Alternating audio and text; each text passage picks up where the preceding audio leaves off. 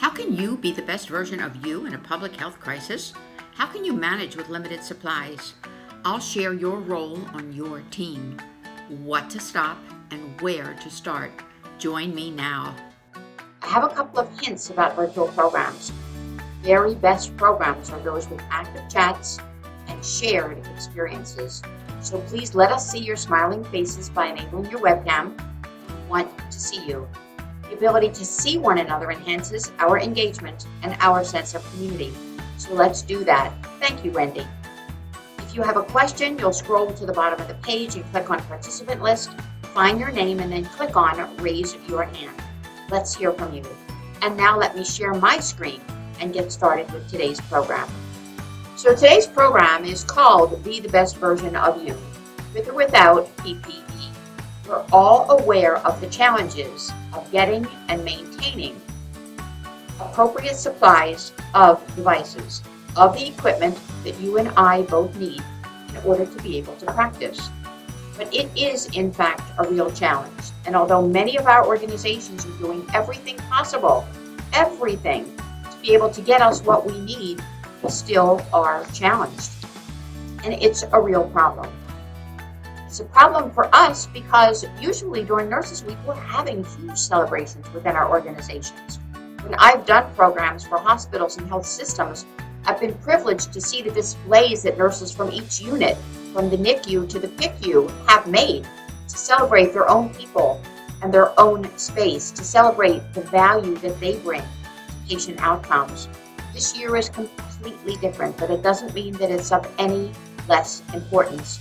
Because you are important in the big scheme of things, and you really do matter. So what we need beyond supplies, we all know that we need masks, that we need ventilators, that we need gowns, that we need gloves, that we need spacing, that we need distancing, that we need people. We need people filling those spots within the healthcare system to be able to provide the care that we truly want to give, but sometimes are unable to give. What do you think you need? For me, it's spirit, it's comfort, it's empowerment, it's endurance, it's resilience, it's knowing that my voice is heard, and it is so much more. We need to be our best selves. We need to interact with others. We need to feel as if we belong, not just to our team on our unit or in our practice or at our university, but to the bigger nursing picture, to the greater nursing community. We need inclusivity. That's part of belonging. We need to be viewed with trust. Remember, we're the most trusted profession for a reason. And we need to know that we have a future. Many people talk about the new normal, not even knowing perhaps what that new normal might even look like. We have no idea how we will interact in the future, perhaps later this year, perhaps next year. We have no idea what this pandemic is to bring because we're still too early in the process. But we do know that we have a future in our nursing careers and that our team is part of that. Your team needs someone. So that team is more than the people with whom you work. Your team is the physical you. The team needs to be well fed, needs to have exercise, and needs to have rest. Emotional you, which is being tried to the hilt right now, needs forgiveness and laughter and joy. The mental you needs self-supportive attitudes and a positive self-image, positive self-esteem. And the spiritual you needs a sense of inner calmness and openness to creativity. Who is that team? Who is that someone? That someone is you. It's each and every one of you in your clinical settings and in your practices and in your universities. It is you, because you need you, and you need you to be the best version of you. So how do you take action, and what do you do? Number one, in my mind, you know what to stop. You know what to start.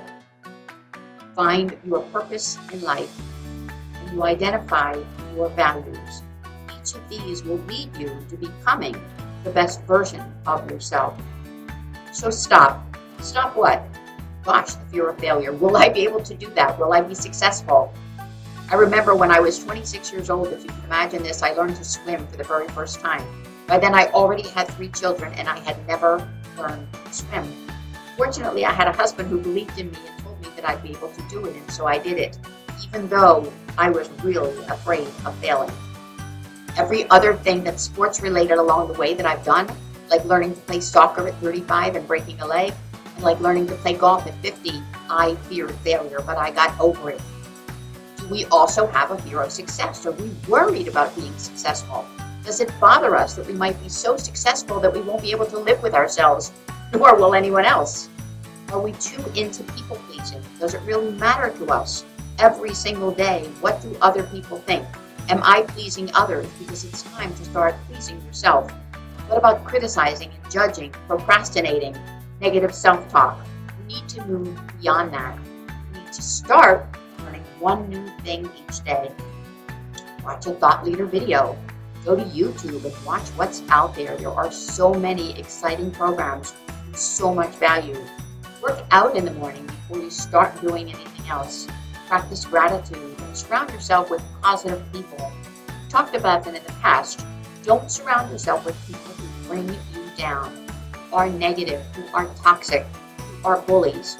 Surround yourself with people who make you smile, bring you joy, and make you feel good about being you. So in order to find your purpose, it's really important because it gives meaning to our lives. Start by listening to your own life. What's your purpose in life and where do you intend to be? The process begins with identifying your own values. Achievement, adventure, challenge, education, empowerment, environment, family. Is financial freedom a value for you?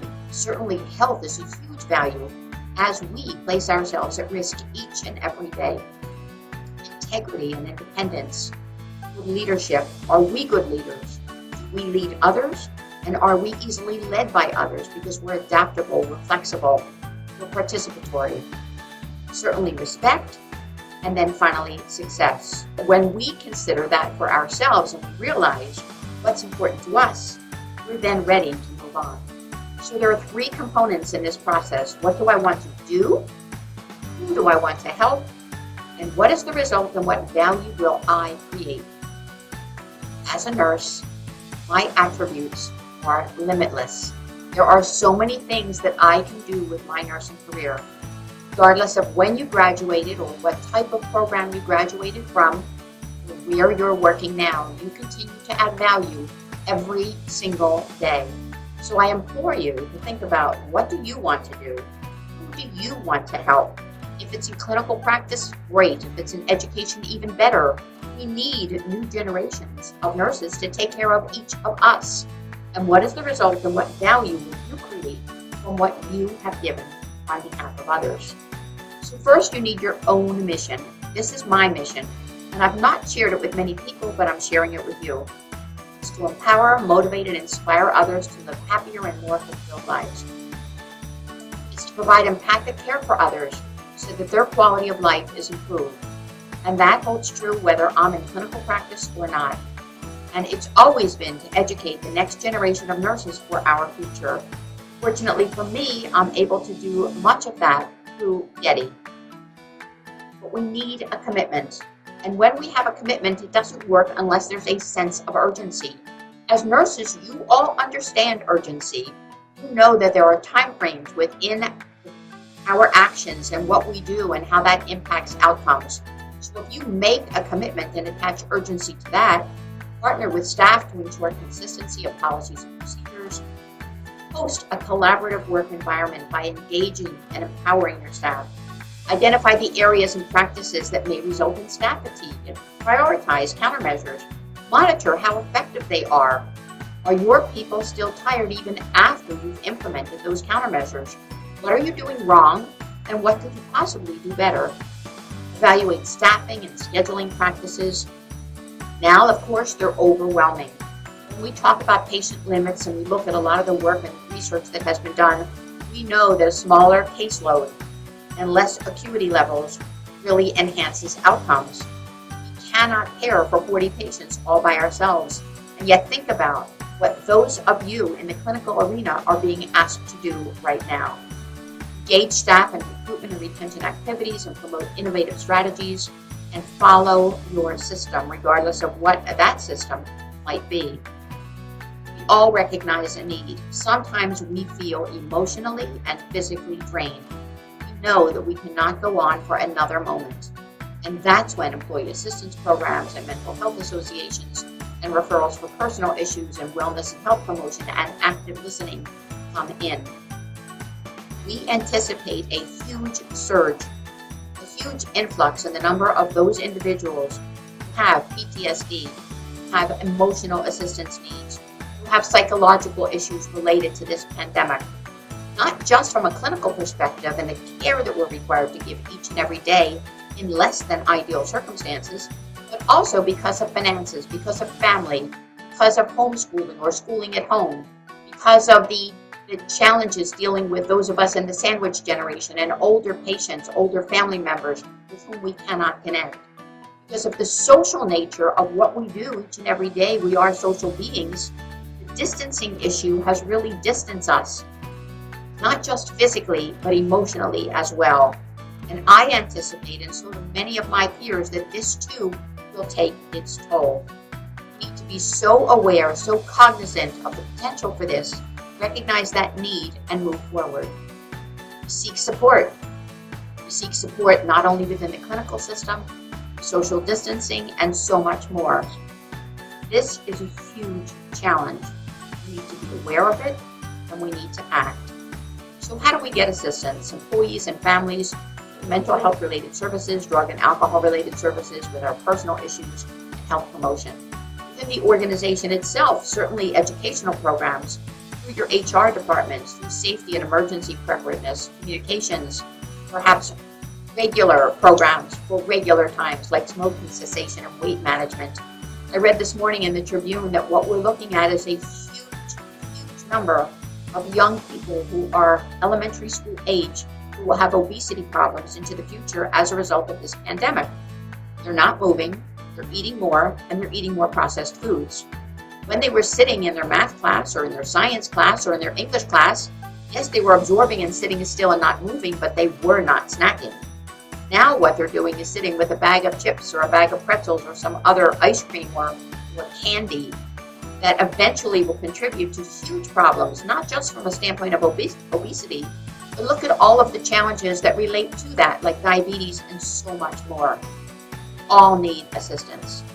We all also need an innate belief in who we are and in what we do and in the value that we bring to the organization. So this is really all about resilience. And perhaps the biggest part for me, biggest component of resilience is being able to accept oneself, to know that you're good enough, to let go what is standing in your place, to accept yourself for who and what you are, knowing that you are your very best and that you are doing your very best. Again, let it go. Just accept oneself. So what are the attributes of courage? You see this graphic on the side that talks about what would you do if you weren't afraid. Imagine your new cheese. Here is my cheese. Here is what I have now. What challenges are around the corner? What challenge might I face in the future? What challenge might I face today? What's holding me back? So it's all about attributes of courage. Choosing to act, following your heart, perhaps persevering in the face of adversity, standing up for what you know is right, letting go, there it is again, that song from Frozen, letting go of the familiar, even if the familiar is so painful and holds you back, facing suffering with dignity, and of course, personal courage. And you bring that courage to the workplace each and every day. You've done it since you first had a cap on your head, if you had one, and they were rather cumbersome for those who haven't had one. But certainly, since you received your PIN, since your very first day involving patient care, how do we master resilience? Well, for me, it's trying to focus my time, my thoughts, my energy, my emotions on things that I can change. I can't change them and I have no power over them. I just let them go. I won't be able to push through and I won't be able to rise up if I'm trying to control something that is not within my control. So choose your battles, whether they're family battles or work battles or life battles, whatever they are, especially when we're now working in such close corners. really need to be more tolerant of one another. And we really need to only address those things that we know we can master and we can do something about. Right now, you have shortages.